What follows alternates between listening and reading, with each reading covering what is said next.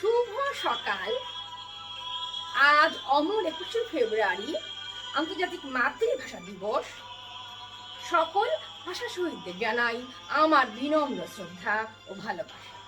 আমার কবিতার নাম অনন্ত কথামালা। অবিরত কথা, অম্লান বাণী, অপরিমেয় মুগ্ধতা দিয়েছ আমাকে সীমাহীন সুখ, মুখরিত কথামালা। রাঙা প্রভাতের আলোক দৃষ্টি, অমলিন ভাষার অমর সৃষ্টি। ক্লান্ত পথিক একটু দাঁড়াও অনন্ত সীমানায়।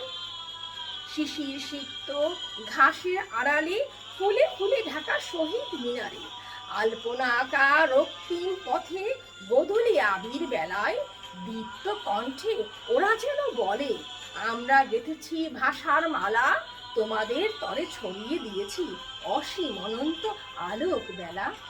ধন্যবাদ।